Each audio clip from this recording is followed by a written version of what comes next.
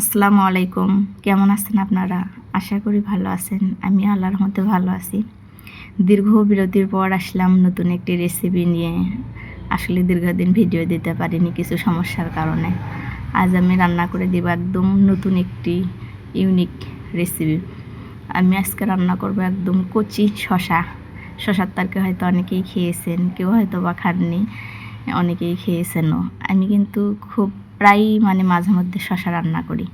এখানে 3টা শসা নিয়েছি, একদম অল্প হয়ে যায় তরকারি, এই জন্যে 3-4টা আলু নিয়েছি কুচি করে কাটে আর কি, মিডিয়াম কুচি করছি, খুব বেশি কুচি করি নাই।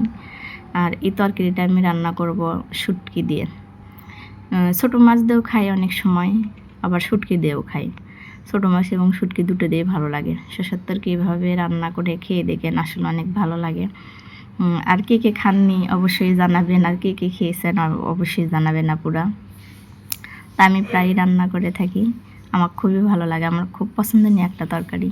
আমি কেটে ধুয়ে নিয়েছি, এখানে পেঁয়াজ এবং রসুন দিয়েছি। আর শুটকির তরকারি রান্না করতে আমি একটু রসুন দিই, ভালো লাগে।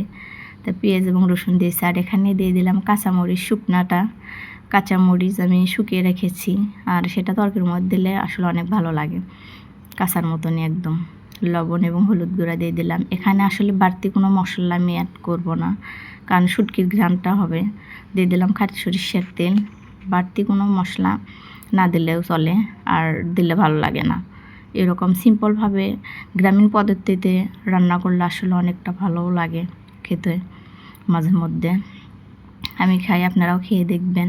আর আমার রান্নাটা কীরকম হচ্ছে বা কেমন লাগতে পারে অবশ্যই জানাবেন। আসলে আমার খুব ভালো লাগে, আপনারাও খেয়ে দেখেন, ভালো লাগার কথা, জাস্ট অনেক ভালো লাগে। আর এই তরকারিটা আমি রান্না করতে কোনো আলাদা ঝোল অ্যাড করব না। শসাতে যেহেতু পানি বের হয়, দেখেন হালকা মাখতেই অনেকটা পানি বের হয়েছে, আর জাল করার সময়ও কিছুটা পানি বের হয়, যা শসা এবং আলু দুটোই সেদ্ধ করে নেয়। আর আমি এখানে শুটকিগুলো ভাজে ধুয়ে নিয়েছি। শুটকি আমরা রান্না করতে আলাদা খোলাতে ভাজা করে নিই এবং সেটা ভালোভাবে ধুয়ে পরিষ্কার করে নিয়ে তরকারি রান্না করি। অনেক সময় অনেক ডিস্ট্রিক্টে আবার শুটকিটা ডিরেক্টলি তরকারির মধ্যে দেয়, আমরা আবার ওটা দিই না, আর কি যে যেরকম খায়।